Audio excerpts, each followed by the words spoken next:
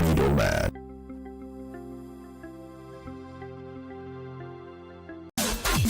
Middlemen.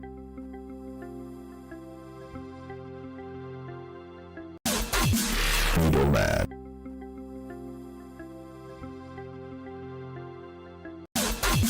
Middlemen.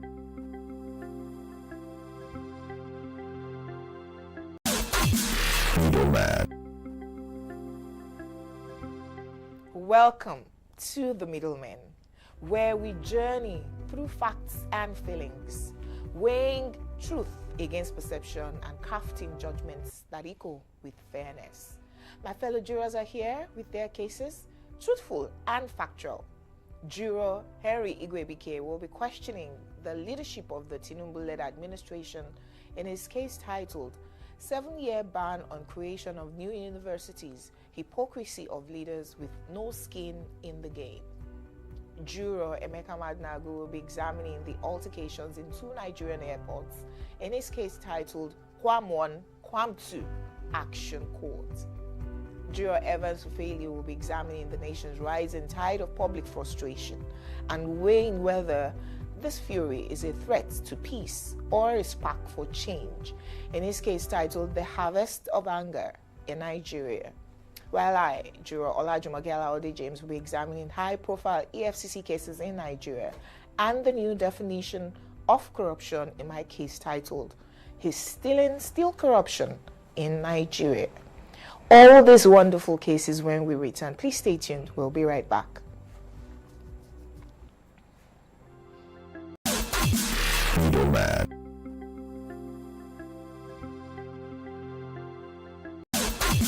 Middlemen. Thanks for still being here on Enterprise TV live on YouTube. My case is still corruption in Nigeria.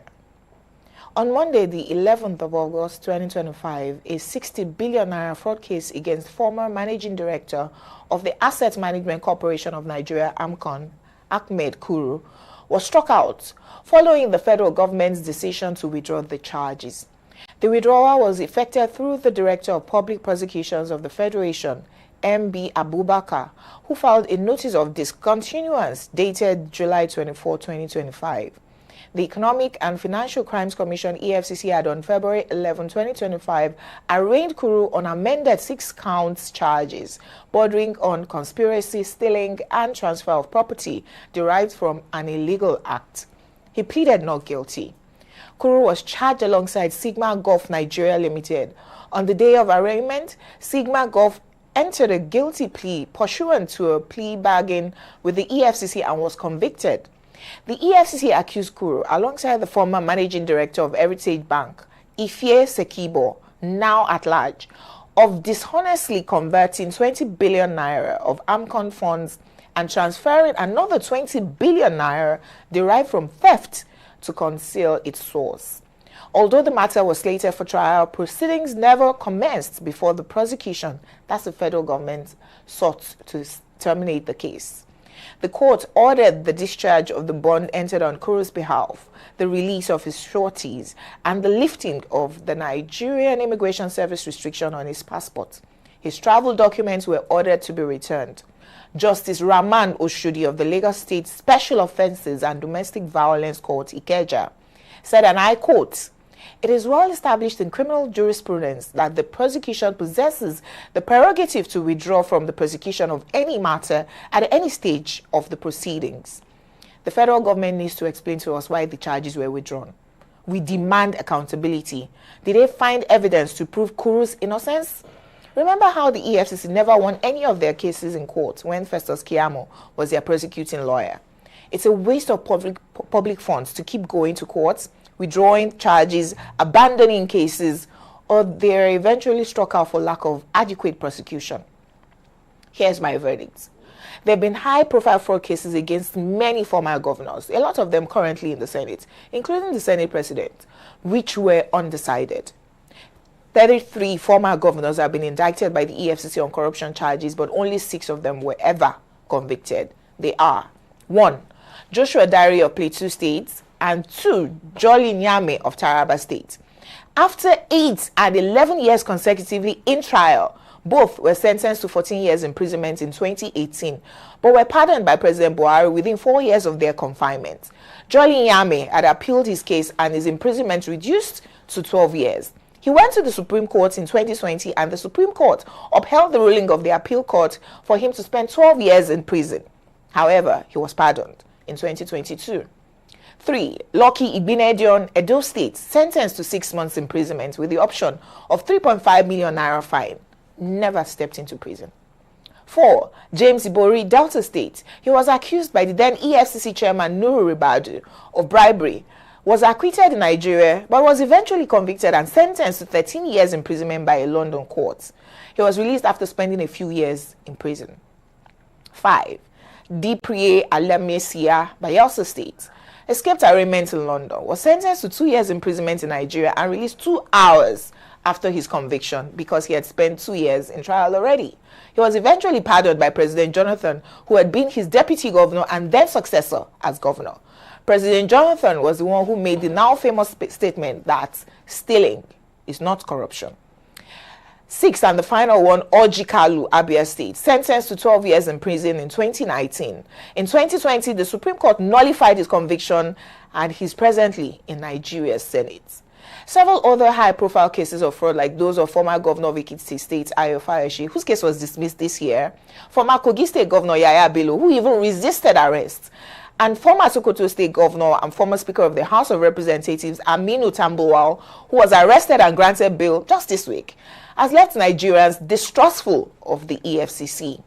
They're being accused of being used as political persecutions. With the EFCC now busy breaking down hotel room doors, looking for Yahoo boys, the answer to the question, is stealing still corruption, is left to the imagination. Stealing is corruption. Are you sure? No matter what, no matter how President Goodluck Jonathan and his cohorts try to paint it. What is corruption? If you look at the dictionary meaning of corruption, corruption simply means illegal behavior. So it doesn't have to be you stealing money.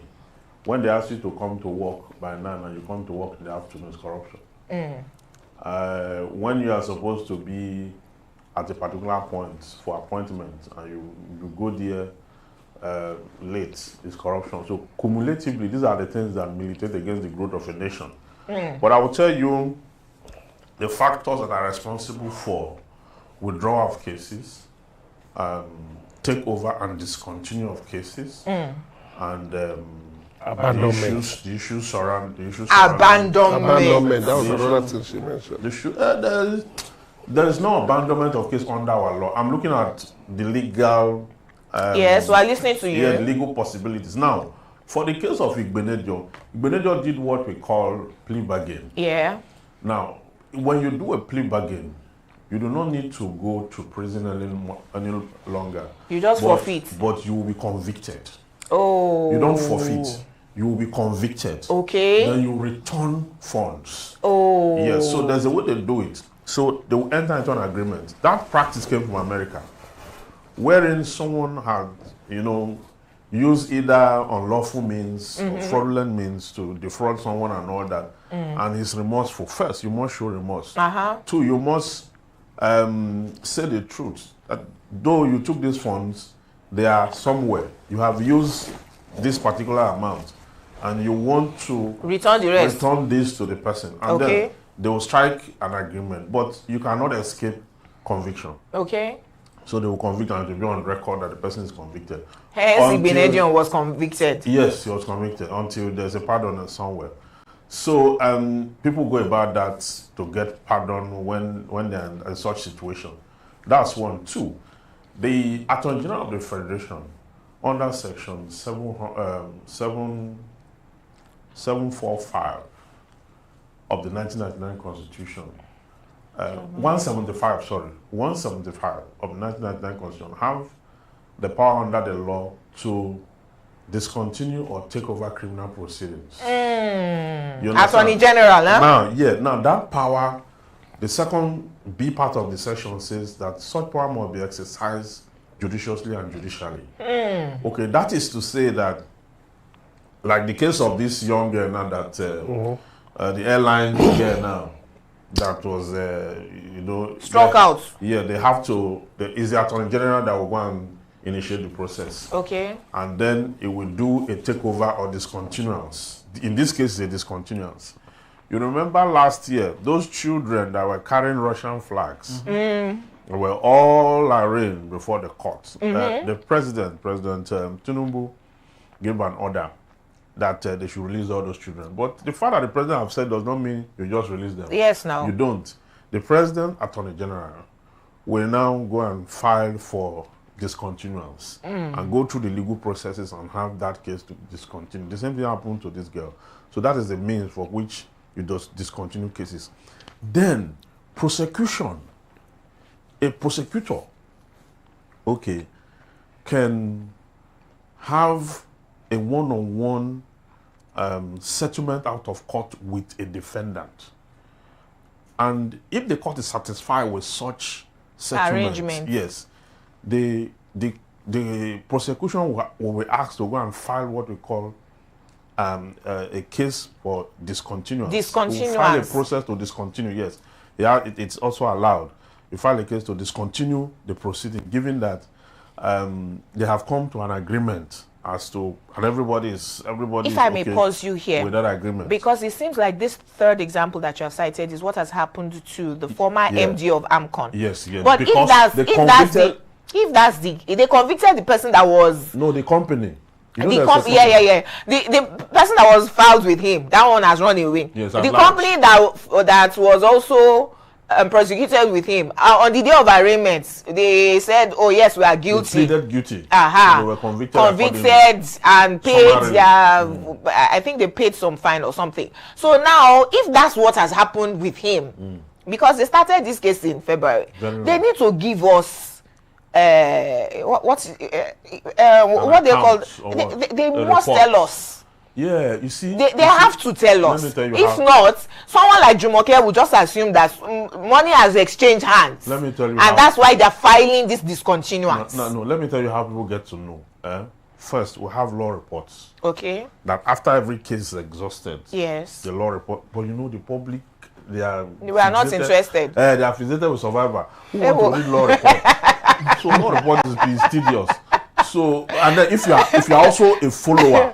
If you are a keen follower of the case, yes, like maybe you are attending court sitting and maybe you are following the journalist that is reporting, yes, so you will know. You will know. It's not every time that money has changed hands that they are discontinuing a case. I'm just telling you. So I know that there's discontinuance for this case now, yes, but I do not know the reason why. The reason. Pressure? Yeah, there are political pressure because that one plays a very fundamental role, witch hunting. We can see what is happening to Tambuwa as we speak now. Yes. And then not just Tambuwa, even when what's his name, Ribadu was the chairman of EFCC. Yes. The accusation that was on the lips of everyone was that he's doing fine, but most times he's being used to witch hunt other persons. Now, how come that it's only when you have opposition that he's being deployed? It's only opposition that they ever arrange. So they never arrange their party people. You can't really wipe out that because see, the judiciary is populated by human beings. True, very true. So there's obvious bias. Then you're always going to have influence and all that. So and it happens. No, but you see, the way the anti-corruption war, is being fought in Nigeria, leaves so much to be desired. Very well, I agree. Because you see the EFCC keeps changing charges, amending charges. Then look at what happened in Dasuki's case. A case that lasted for 10 years. Exactly. And I think it's in violation of the SCJA. Yeah. And the judge now told the federal government, please conclude your prosecution and close your case. You know why they amend charges? Sometimes, you see, by the time they charge these persons, the institution is still investigating the matter. You understand? At the earliest form, when they arraign the person and they bring that charge, when they deepen investigation, they find out that with these charges we have, a smart defense counsel will knock off all these things. It's not weighty. It doesn't have. So when they have discovered more documents, they've discovered more dimensions, more perspective in the same case, there will be a need to amend. And you can always amend, and you can amend 6 times. Wow. That's allowed by law. You understand? So if they have not exhausted that, they will keep amending until they're able to.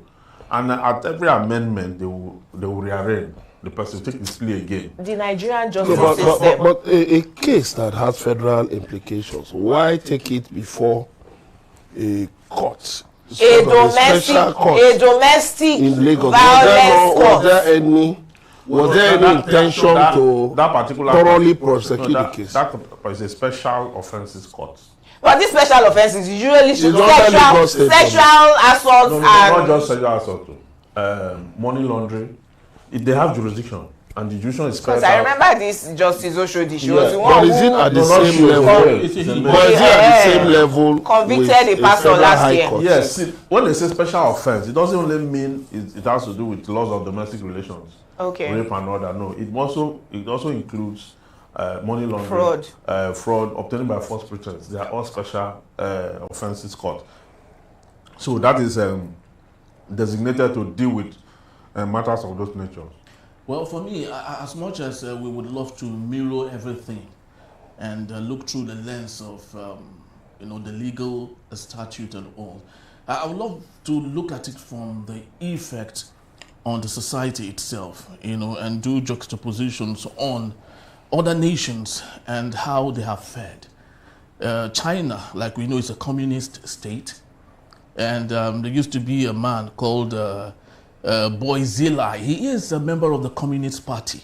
In 2013, he was alleged to have bribed, and just for bribery, he was sentenced for life.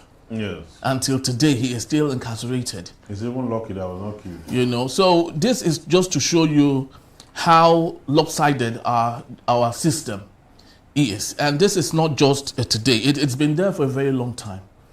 From 1914, when Nigeria was still in its infancy. We had our chiefs then that would gladly love to sell slaves that they felt were enemies or they didn't like their faces. They sell them for trade and all that. So if we take a look at historical, facts, from where it all started to where we are today, we can see how debased our society is. I was doing a comparison of President Tinubu's visit to Brazil, the third time in 9 months. And one would ask, Lula da Silva, why has he never thought of coming to Nigeria, the president of Brazil? In the 70s, Nigeria and Brazil used to be at par economically, right? What Brazil did right was that they invested in industrialization, mass industrialization. At the same time, Nigeria is with solutions. Thank you for staying tuned. This is still the Middlemen on Enterprise Television. My case, 7-year ban on the creation of new universities, hypocrisy of leaders with no skin in the game. The irony is stark. The same Bola Ahmed Tinubu-led administration that previously encouraged the reckless establishment of universities as a political strategy is now imposing a 7-year moratorium on the creation of new tertiary institutions. This sudden shift reveals a contradiction in leadership priorities. While institutions were once used as a bait to secure votes, many of them remain underfunded, poorly managed, and lacking the capacity to deliver quality education. In the current economic climate marked by harsh devaluation of the naira and shrinking purchasing power, access to education has become even more difficult for ordinary Nigerians. Many institutions are struggling to stay afloat, with sustainability becoming an uphill task. Additionally, it's no secret that some private universities have allegedly become laundering hubs for corrupt politicians, hidden behind the facade of education and run by proxy investors. Unless political leaders begin to prioritize the education system by enrolling their own children in Nigerian schools and universities, the credibility and development of the sector will remain questionable. My verdict: the ban is a needed correction, but it highlights deeper systemic failures. Without genuine reform and commitment to quality over political gains, Nigeria's educational sector will continue to flounder, regardless of how many or how few universities exist? It's unfortunate that the ping pong, of our policies, the dilly-dallying of implementation of them also shows a lack of preparedness, by this government. We would have assumed that education will be top of their game, a priority. Because President Tinubu, when he was governor of Lagos State, he used to say that the youth that you do not train will disturb the children that you train. It was Awolowo's quote. He likes to... Okay, love to repeat. he likes to copy Awolowo. So he used to quote it as governor. Just like his character is antithetical. But when you now see the character, you now wonder, wait, is this what Awolowo did? In just 4 years as governor, you saw how many schools Jakande built. But in 8 years of governorship, Governor Tinubu was renaming streets. That's all I remember him for. Yeah, still renaming roads. That's all. In fact, if they were expanding the roads there, we will say they were not. They were just blocking, ensuring that you cannot cross the streets anymore. They were just blocking the roads. You remember then?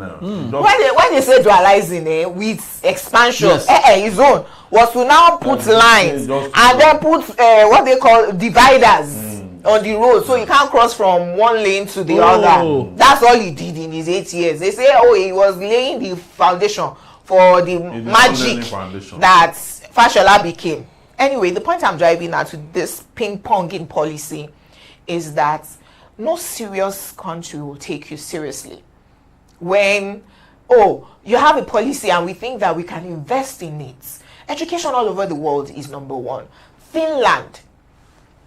I remember when the Finnish ambassador to Nigeria was inviting Nigerians, let's go, come.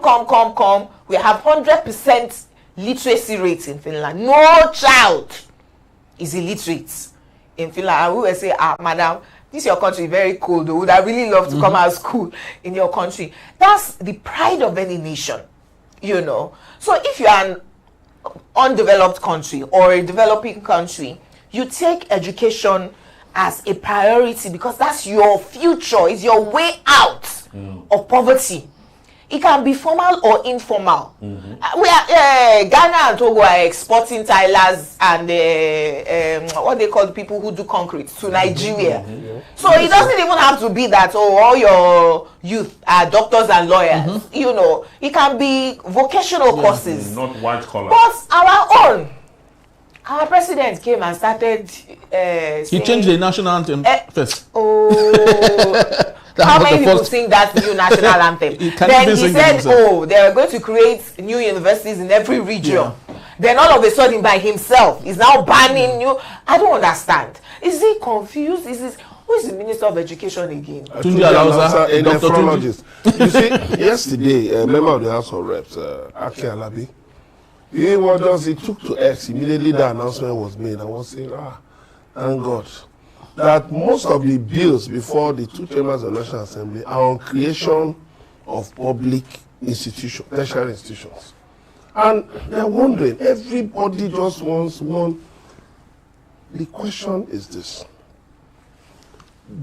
Senators get 22 million every month as size allowances. Reps get 21 million. Why not, even though the Carlos said it's not enough. But if you know that you want a public institution in your area, then first of all make an endowment, make a donation of at least 5 billion naira. Then we know you are serious. You don't just, Nigeria is a place where people just throw up, things without putting their money where their mouths are. And that is why we have a situation where across two sessions from 2024 to 2026, 34 universities didn't have anybody applying to them.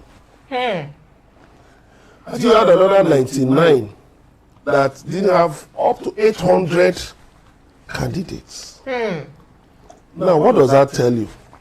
It tells you that there are certain other things that these universities, private universities, even public universities are being set up for, different from imparting education. Because there are more universities than students.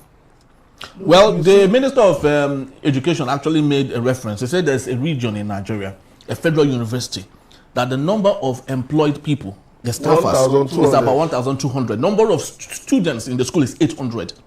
So it means that people who the government pay are more than the number of students in the school. But the reason you have how bad the situation is. The reason you have this is because there is no clear-cut plan on education in Nigeria. No policy. What is the plan? When they say there was a time they were saying Vision 2020. Oh. I talked about it a few days ago. I said, should I swear for this people? Because remember help for all by the year 2000. Education for by the year 2000, yes. When we got to the 2020, COVID happened. They were nowhere to be found. COVID happened. Same Vision 2020. Now look at a country that have no plan, a roadmap, a policy direction on education will do exactly what we are doing now. Very true. So we will not know what we are doing again. We'll go up at and the go beginning down. of administration, we will say we want to expand on education. And then in the middle, at the midpoint, we'll say we are putting a ban on it because there is no clear policy on education. And very education true. is actually the way out of the problem of this country. Very true. Because if you're able to reduce, I mean, we have 54% illiterate index. 54%. That is to say that there are more illiterates in Nigeria than literates.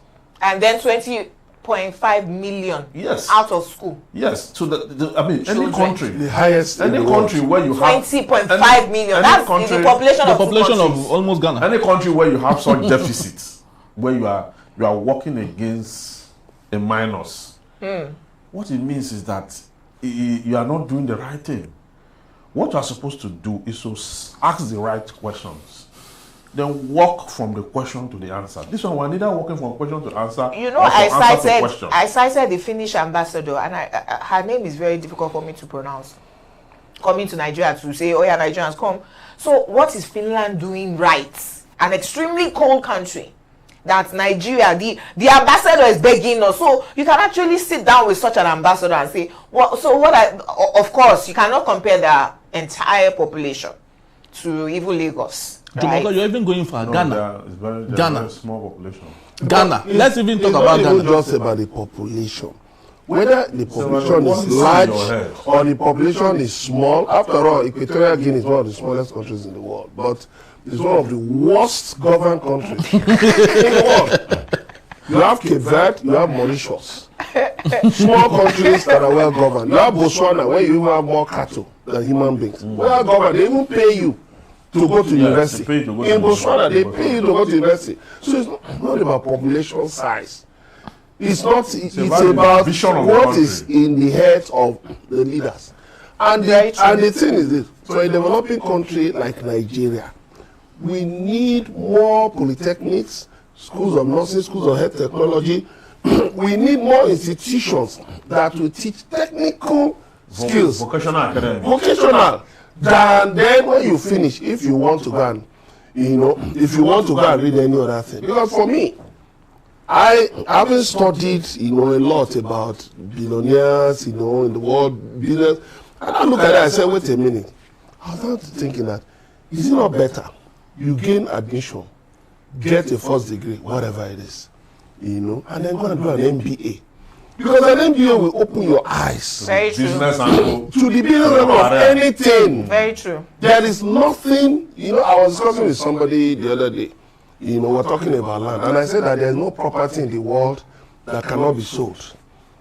I was not giving him an example. I said, since I'm into property, I was once giving, I've been giving churches to sell too. You're selling churches? At the time, yes. Sometime last year, a cemetery in Lagos was taken over by a bank, and it was put on for sale, a private cemetery. So that tells you that, look, this world is just a vast ocean of opportunities. Very well. But you need to tune your people in such a way that what they see are opportunities. They are not looking at the fact that, they are not looking at their poverty at all. They are not looking at the fact that, I read law and I'm stuck with that. Because you know what, there is this lady, I forget her name. She has a shoe production business on Allen Avenue. And she read law. So when she finished, how many lawyers are now theatre artists? Funke Akindele, Femi Falana, Funke Bokno doing events. They all read law. It's not about having. We have enough, more than enough universities. What we need are institutions that will use the hands but I of think our that youths we forget how and make them more creative. I think we forget how we got here, because we had a dearth of universities. Was why we started creating private universities. Not enough. Federal. Jump. You can stay for 5 years. Yes, writing jump. If you get admission, there's like a community. There are 2 million students writing jam, and universities cannot accommodate more than 200,000 of them. Yes. That's why we started creating private universities. But you have to know the population of students applying for JAM every year, and now can we cater to them such that your policy is geared towards, now we have enough universities, both public and private, to admit everyone who is applying and can pass. I think we have enough now. By the time you realize that, you now have to, your next step will now be to improve on your education. Because why are rich Nigerian students running abroad, including to Ghana? It's because the educational standard has dropped. They are going to Cotonou. Right? Going to Cotonou and They're not doing anything. That Cotonou arrangement. That Cotonou arrangement is not. No, that's so you wonder. Because Nigerians just believe that. I know people. Anywhere abroad, I know people, is better than I know home. people who took flights that they are going to Gambia to sit for greener pasture. Gambia. So we just believe that once we leave Nigeria, our life is getting better. No, but Nigerians also everywhere. In Brazil, we talk about there are Nigerians who are porters in the markets in Brazil. Nigerians also They are going everywhere. to Cotonou to learn. No, but you see people who will leave their states and go to the north or the east to go and do taxi driver or some menial job. I understand that. So it's the same thing now.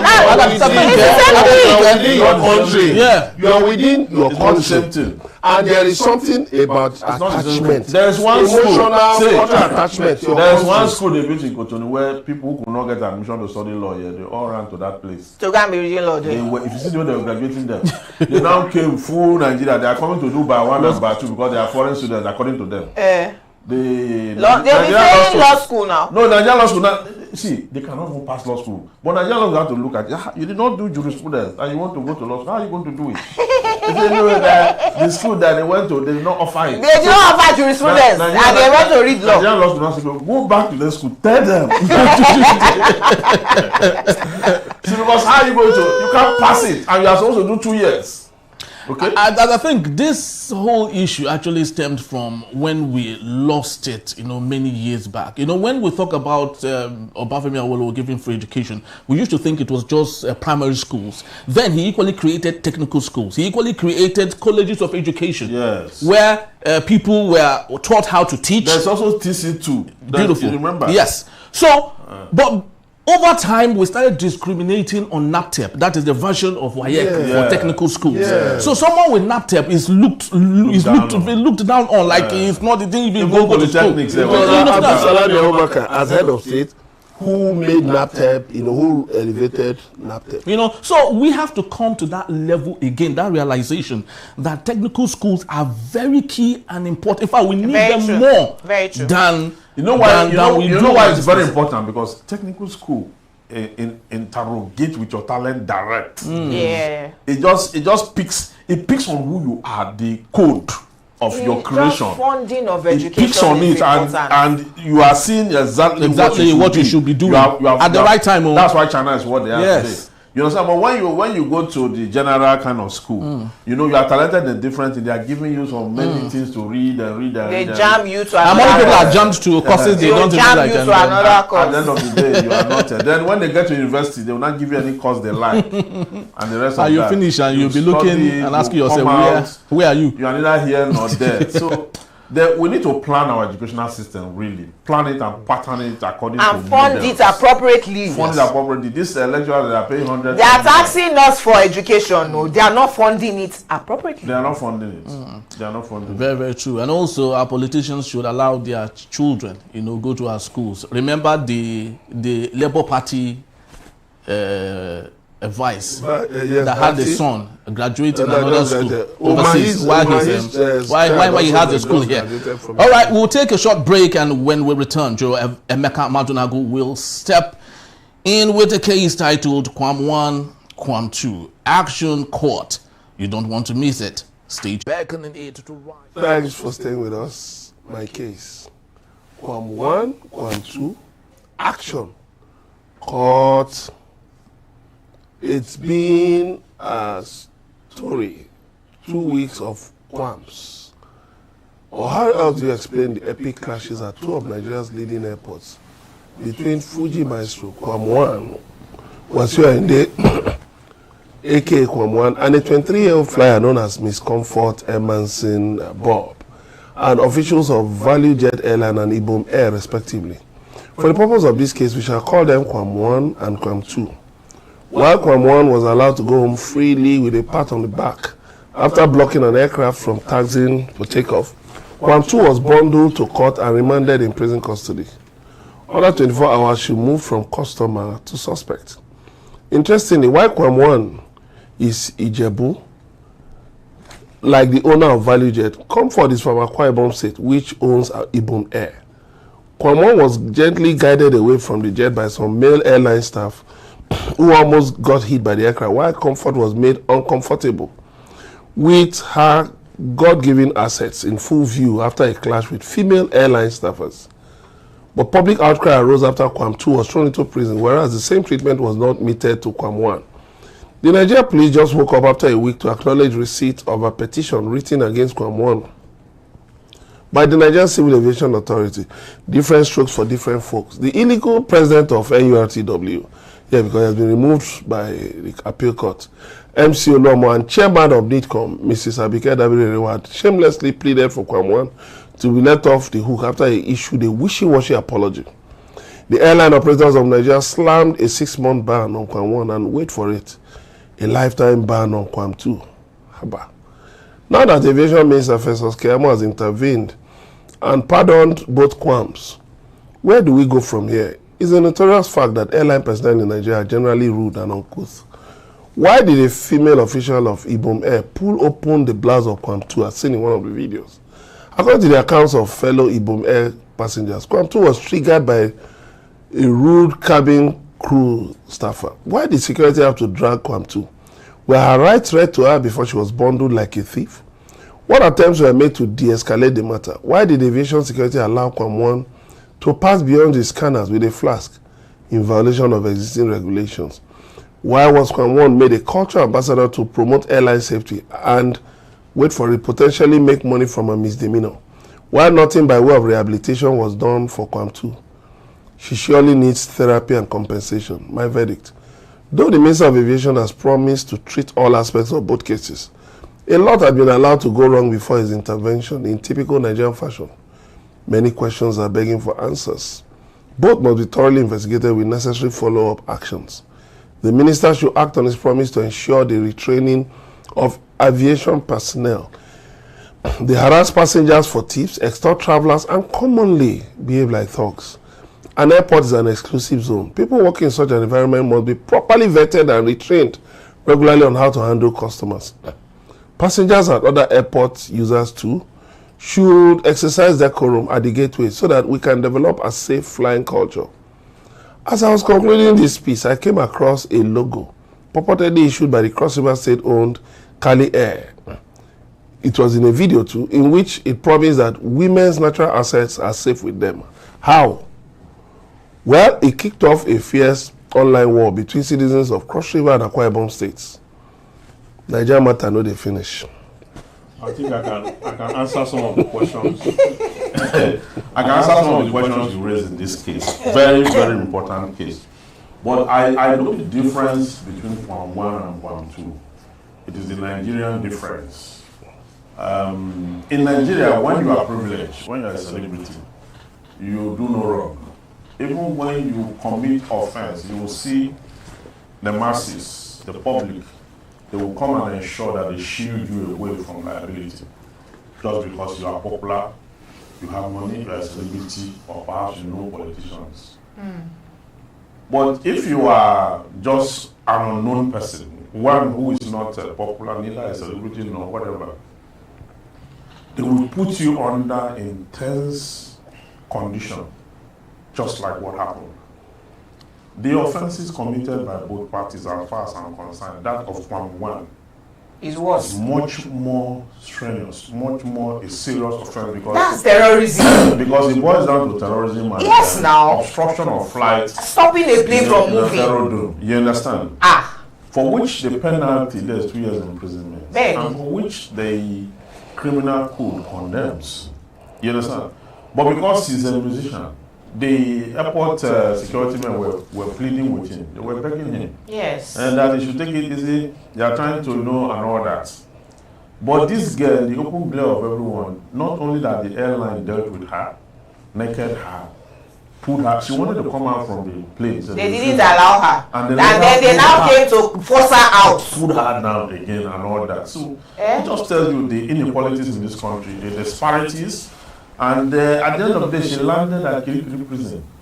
For You 24 understand? hours. Now, every institution that is supposed to deploy sense and reasoning all failed.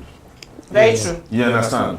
They all failed to ensure that one citizen, A customer. a customer who is a member of the masses is thoroughly dealt with. Then, on the other hand, conversely, the institutions in KWAM 1 deploy the same tactics. They all also fail because they try to protect and shield KWAM 1. So in both cases, the institutions are all guilty. And then the minister's intervention, for me, is unfortunate. Ewo. Yes, it's unfortunate because the airport authority from yesterday and today, yesterday, have lost the moral justification to punish any offender henceforth, forthwith. Because if anybody commits the same kind of offense in like manner and all that, Yes, they precedent. will, there's a need. They will call on the minister to, come and, hand down clemency. Ewo. The same way he did in the same token. No, but he put a So- disclaimer in this is clemency. So- that anybody from now No, hold on. I'm just. Because, we will punish you well. Hold on, because you see, the implication of what he has done is that he has opened the floodgate for the institutions not to be able to stand tall I agree. when they're supposed to be responsible. I agree. You understand? I agree. We have standing rules and laws in this country. Anyone who violates those laws should, the law should be applied against them, whether you are big, young, old, or small. You understand? Even when you go to the comment section on the internet and all that, to look at what people are saying, you will see how a lot of people have exonerated KWAM 1. Because the masses, they are their own problem. You understand? How they exonerated him and all that, it's not alcohol, it's water. They reduce the offense for him. But this young girl, a lot of people were busy. on which app? It must be Instagram or TikTok. No. It can't be on X. No, Facebook. You see what I'm saying? When you Facebook, they are our grandmothers now. Then on the issue, on the part of the young girl, people were rather focused on her endowment How she's dressed. rather than her misfortune. Yeah. So it's the society that is a complex one. So let us quickly delve into the issues in both cases, KWAM 1, KWAM 2. I have not seen anybody exonerate KWAM 1, actually, which is why Abike Dabiri had to come and say to her is human. And then we went for her also. That, madam, you have failed at your duty. She's always failing, not as Ewo. Now, if you say this one now, they will say, okay, I'm proper. Okay, I will not talk about that one. But we, the masses, did not exonerate him. We thought that he was getting away with a slap on the wrist because he's KWAM 1. His friends, obviously, with the president and, a lot of people in power because of the class of musician that he is. Now, because of what's now happened with Comforts, where she landed in Kirikiri quickly, And people were immediately able to compare. That's wait. Before you say, do you know who I am? Better know somebody. If not, you will end up in Kirikiri. When we're now doing that comparison, in my opinion, I think that's why Minister of Aviation, Festus Keyamo, stepped into the matter to now pardon everybody, so that it will not be too obvious. Unfortunately for him, somebody that has been sent to Kirikiri using the machine of the law, right, is not a minister that would, offer clemency. It's the courts that will say, oh, they have issued a discontinuance. No, that's why he communicated with the Attorney General. States. But he, like I mentioned, he put a disclaimer in that is clemency that anybody from now, if you come and obstruct air flight or do anything that both KWAM 1 and KWAM 2 did, it's the full wrath of the law. Now, I would say that Comfort herself was wrong in terms of the assault. At least I saw her slap 2 or 3 different people, and right? Subordination off your phone. So yes, my auntie and I kept on arguing about this flight mode thing. She said she had put her phone on flight mode, and there's some airlines that have flown airpiece where everybody was on flight mode. Yeah. They were very forced to put off her phone. It's Jumake who doesn't like to fly that was begging people around her to please switch off their phone. So she believes that I put my phone on flight mode. Why do you have to force me? And her own video, she showed where she was saying, I want to leave, and did not let her leave. Where I faulted Ibom Air. So you are trying to detain her, right? As forced imprisonment. So you held her back onto the plane. You allowed everyone else disembark. Is it not that plane that you were now trying to force her out of? Could you not have allowed her to come down? Then you do whatever it is. Exactly. That female severance from the vines of greed that choke the very life of Nigeria. Thank you for staying with us. My case, the harvest of anger in Nigeria. In recent times, Nigeria has witnessed an alarming surge in public display of anger amongst its citizens, whether at the airport, in the bustling market, on congested roads, or even within the confines of hotels. The frustration and discontent among the populace are palpable. This widespread irritability is not merely anecdotal. It reflects the deeper malaise affecting the psyche of a nation already grappling with numerous challenges. The roots of this anger are complex and multifaceted. Economic hardship, political instability, and societal inequalities have conspired to create a volatile environment where patience and tolerance seem to be in short supply.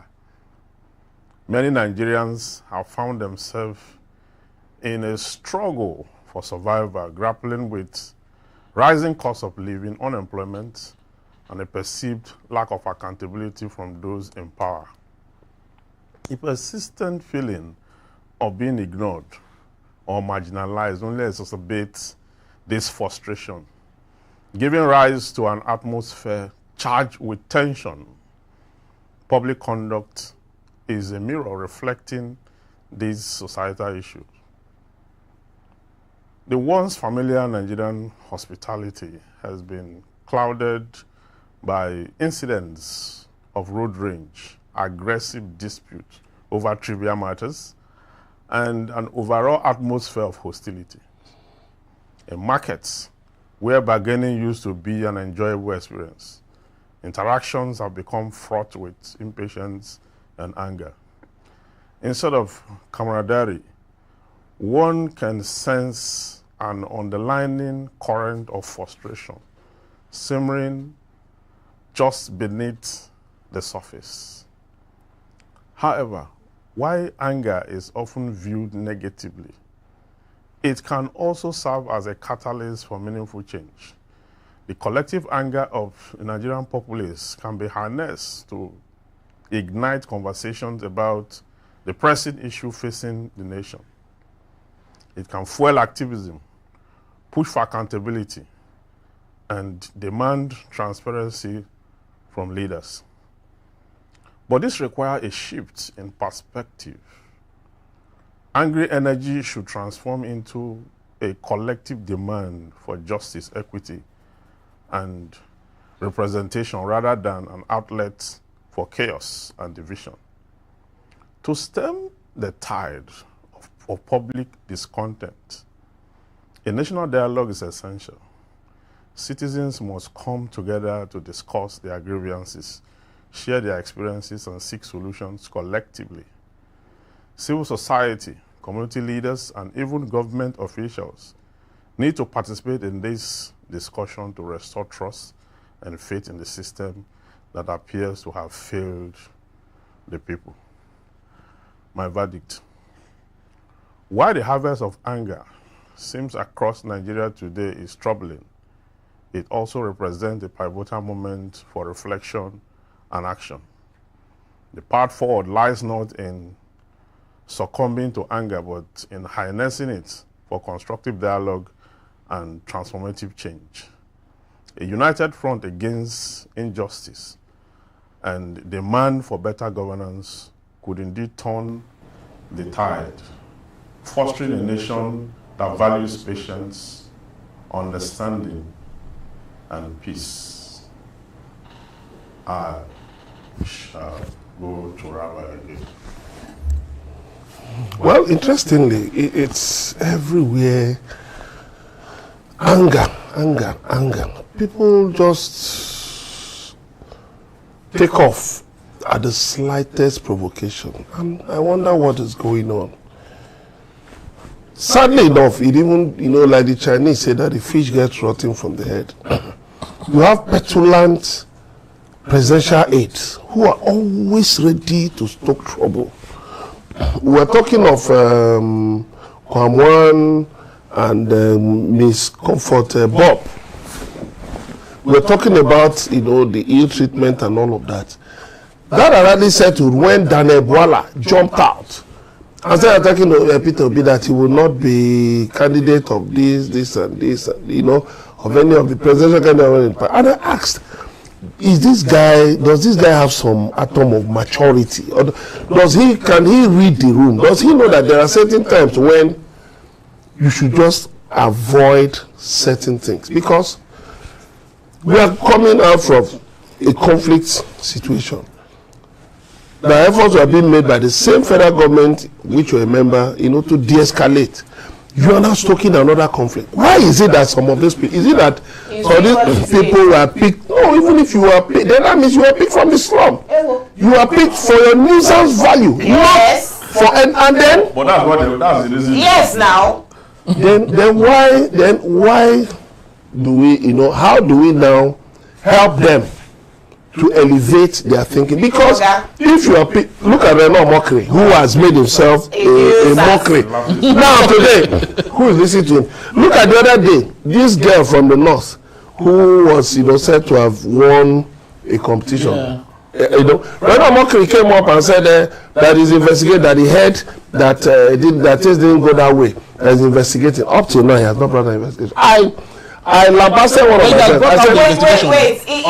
Yes. What did he say? He said that that after his investigation, that the girl actually won a segment of the competition, not. I think the girl should sue him because why do you now? Yes. Who is he? What does he do? Who hired him? Which government does he represent? But then again, right? This just shows that once the head is rotten, like you mentioned, that is it. The entire body is rotten. Nigerians must agree what we want in the polity, because we are people of different nations, united as one republic. Unless and until we agree, we will continue to put the worst of us into office, because we are busy arguing about the best one did not read accounting, he read law. The worst will get into office and then be known only for politicking rather than governance. Because 2 years now. Come and tell me which policy. And his supporters will say, he removed the fuel subsidy. Is that a policy? Remove forex subsidy. That only those two, his predecessors did not have the wherewithal or the courage to do it. Now that he has done it, that we will see that Nigeria will start to grow. We are still waiting. Me, I said, hopefully, for all of us, because it involves all of us, hopefully Nigeria will grow. They even jumped into Argentina that the pains, it took the man in Argentina 9 months to, their own has taken 2 years. No, that their own is easier. You see, people. But Argentina, for me, within the case, so that I don't. They're still suffering, though. Are we not sinking? It's worse than us. Nigeria is being compared to Pakistan. That Pakistan have the lowest wage market in the world, followed by Nigeria. Oh God! That where you are paid the least money in the world. Look, Nigeria is number one in many things. One in open defecation. Number one, we don't carry last. I'm talking to you now. So, out of two children. Number two. Poverty. Yes. Poverty capital of the world. So why do you say Argentina is suffering? Argentina is not in all these things. When you are comparing the worst countries, Nigeria is always number one from behind. When you are comparing I listened to a pastor today who said, out of the top 10 richest pastors in the world, there are 5 Nigerian pastors. There are more than 5. Top 10 in the world. 5 are Nigerians. When I did the research in 2017, 4 or was it 6? I don't remember. At least the average was around between 4 and 6 pastors. Nigerian pastors were on the list of top 10 richest pastors. But when you look at the top 10 churches in the world, Nigeria is not on any. So it's about individualism. Individualism, where you create the church and then enrich yourself. The Catholic Church is the number one. Is the richest. Which one is number one? Church of Jesus Christ. Is the Mormons. They are the richest. Latter-day Saints. But the Catholic Pope does not ride on private jets. The last one lost $100. You know. So when we do not have a country headed somewhere where all of us as citizens agree that this is what we are gearing towards, this is our value system. Values. But look, because we are a country of different nations, the value systems are different too. Different religions, value system is different, right? That's why I keep on saying, unless and until we agree. If we stay divided in ethnicity and religion, and we put our divisions in the forefront, rather than what unites us as Nigerians, because when we're outside the country, we don't see tribe. I mean, Nigerian, we will hurt ourselves, right? Unless and until we do that back at home, and agree that this is what we want in our policy, our polity, the kind of leaders we want. It is education we want to put ahead. And so when you are telling us about your manifesto, you are not telling, we will patch road, we will build road, the things that other countries have forgotten. And here's the parallel. When we agree, Evans, then we will put the right politicians in power. And people like Mokri, Rhino, Douala.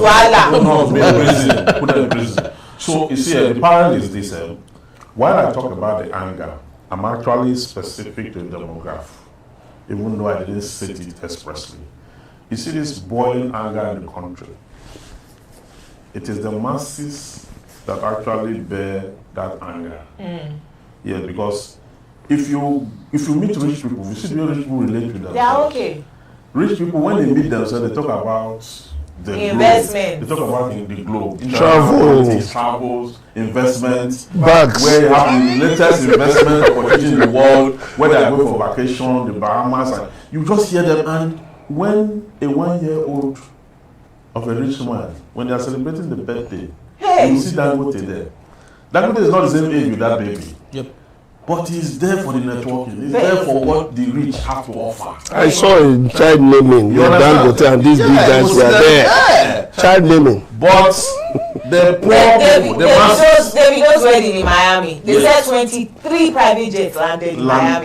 The Americans were asking, is there an African leaders conference? Yes, it's a conference. So when they converge, it's anger. They will be shouting, they will be beating. Do you know why? When you go to Cape Town, that bridge, when they gather to read newspaper, those ones that cannot afford newspaper. Free Readers Association. You will see how they will be arguing, you will hear their voices on the top of the They will be defending Rhino. Yes, so and all they are doing, you see all those shouts they are shouting, they are protecting their oppressors. If you come there and say that this politician is a thief, is this, 2-3 persons will attack you, if you are not careful, they will beat you up. Because the Nigerian must protect his oppressor, must make sure KWAM was shielded away from attack. KWAM was disgracefully beaten. And the same ordinary people. Yes, by the same ordinary people. But these ordinary people, they're looking at KWAM, they want somebody to carry the flags for him. Somebody allowed him to go to beat protocol with the flags of alcohol or water. Yes, because that's how we got it on the yes, yeah, but that KWAM too, they don't carry flags. Yeah. She did not carry flags, look at how she was beaten.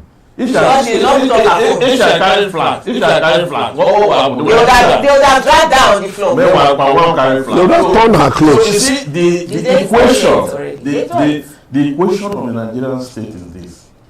Let the poor go and kill the poor. Let the rich remain rich and rule over the poor. Evans, where will we become sensible?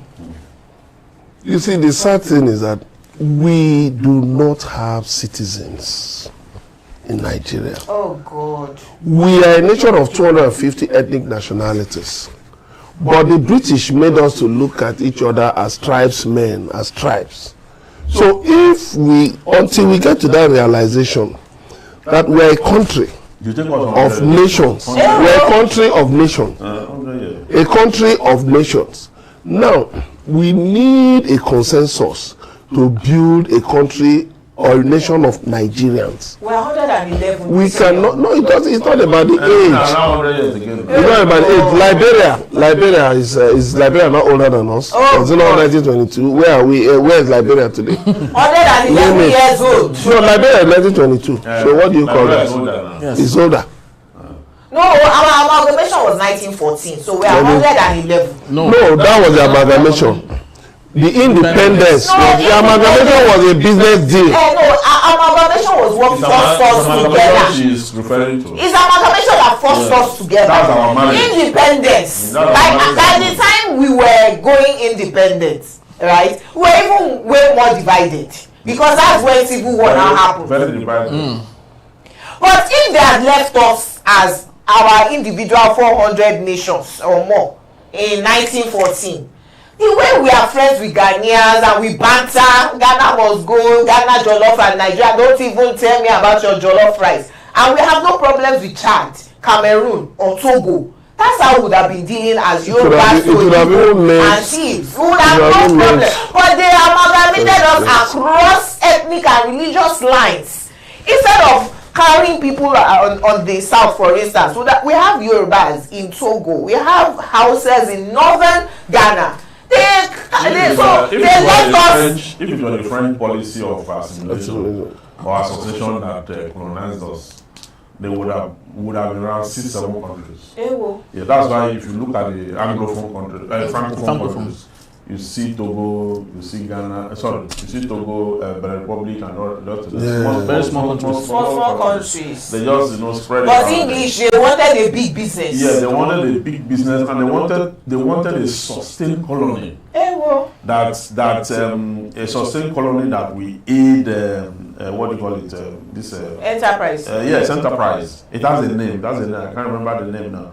But that will aid that enterprise that they will keep exploiting, from our economy, our raw materials, and all we have to their space. All right. So I think I would love to conclude by saying this. There's this animation kids film called Red, and in one of the scenes, Red was a very stubborn a bird, and after he passed through lots of training, he was still very angry.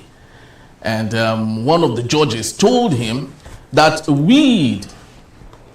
anger is the weed growing in our backyards. And what do we do with those weeds? We plug them out, right? Now the question is, how much of that plugging have we done as a people, and equally for the leaders that we look up to? Yesterday I was watching a viral video of an Afghan former military officer who was brought into the United States because he was an interpreter during the Afghan US invasion of the US to Afghan. Now, on getting to the United States, the man was angry. Why was he angry? That the United States deceived him, bringing him to the United States, and he has no work, he has no job. And in the process of that, he now killed a police officer because he had no job. Right? So sometimes the policies of those in power sometimes lead to some of this anger that we have. Because if the policy of bringing an interpreter, giving him free opportunity to come to the United States, which he wasn't even interested in, he wouldn't have killed an innocent police officer that was just walking about his own thing. Right? So sometimes the policies that we bring, especially our leaders, the devaluation of the naira, the floating of the naira, the subsidy is gone. Sparks anger. It has a way of igniting that anger in the lives of people. When someone can't pay his school fees any longer, young girls are beginning to do hookup now. There are Bado and so many other apps now that are easier for them to get into. So all of those things brew that anger that I think it will take time actually for us to reduce it and possibly quench it. Very well. And that's where we'll leave you for today on the Middlemen of Jurors. Remember, if we don't speak up, we just be in the background of noise in the symphony of silence. Join the conversation on all our social media handles at Enterprise TV 7. Until we meet next time, stay safe, stay informed, and bye-bye.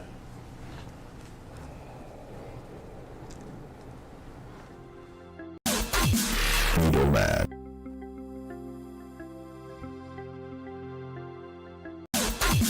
Middleman.